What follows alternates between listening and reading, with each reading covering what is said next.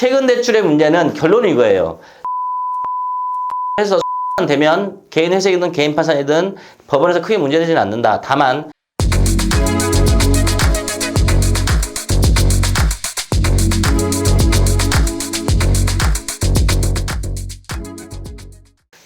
여러분들 이번 시간은 개인 회생 파산 최근 대출의 문제에 대해서 한번 말씀을 드려볼게요.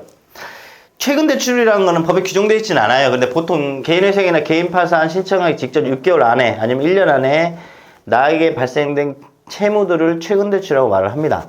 이제 이것들이 어떻게 문제가 되는지를 좀 말씀을 드려볼게요. 최근 채무는 여러분들 반드시 채무자는 있을 수밖에 없습니다. 왜?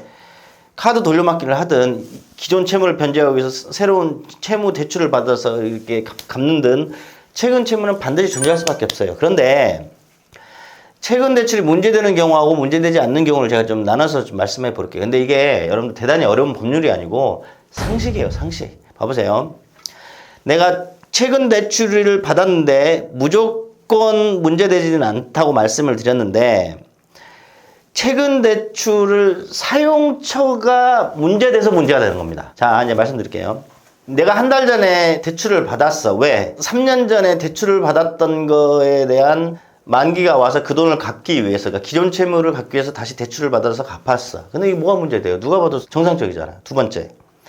내가 기존 사업을 하고 있단 말이에요. 근데 계속 자금이 딸려요. 인건비도 못 주고. 그래서 대출을 받아서 그런 사업 작업이라든지 인건비에 막 사용을 했단 말이에요. 이거 정상적이잖아요. 이거 아무 문제 안 되겠죠. 이거 법원에서도 문제 삼지 않습니다. 이런 거. 그 다음에 최근 대출에 사용처를 받더니 아이고 아이가 아파가지고 부모님 아파서 고액의 병원비로 나갔네.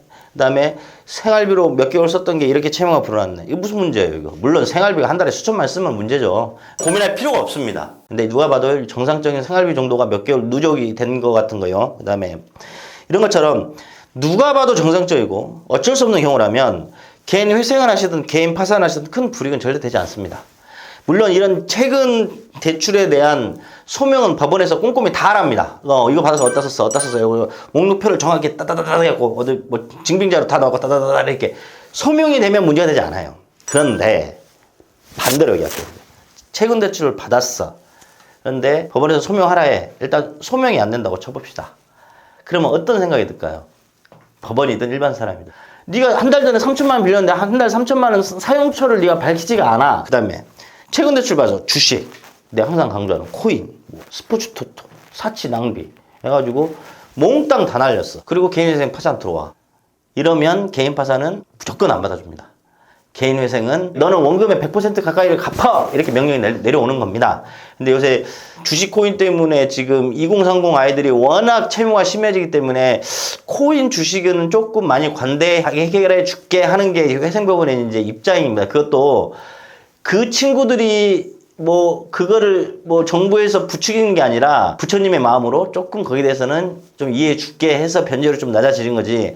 예를 들어서 막 스포츠 토토나 막 골프장 가갖고 막 한 달에 막 300만 원 쓰고 막 룸사롱 가갖고 500만 원 긁었는데 최근 대출이 다 그런데요. 이런 사람들은 재판부가 봐도 채권자한테 너 원금 탕감해서 이거만 받아 하기가 미안해요. 재판부도 인간적으로다가 그러잖아요. 그러니까 변제율이 높아진다. 그 다음에 이거 하나 고민해 볼 수 있어요.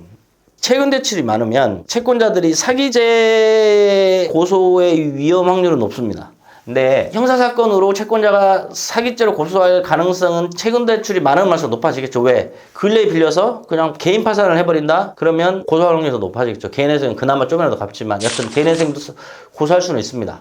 근데 이거는 채권자들이 걸린 고소를 한다고 해서 무조건 사기죄가 성립되냐? 그러진 않아요, 여러분들. 이 돈을 빌렸는데 차용 사기가 되려면 우리나라 대법원 판례가 명백하게 밝히고 있습니다.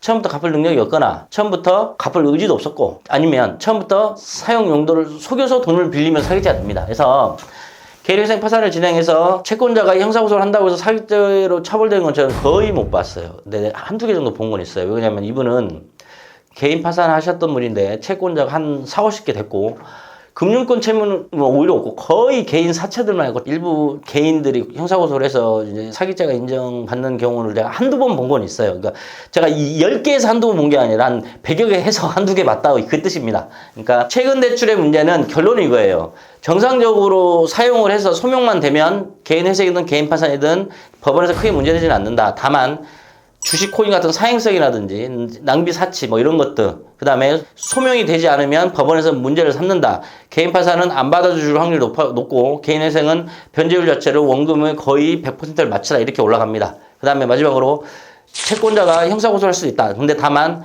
형사고소를 할 가능성이 높아진다 하고 하더라도 반드시 사기죄가 성립하지는 않습니다.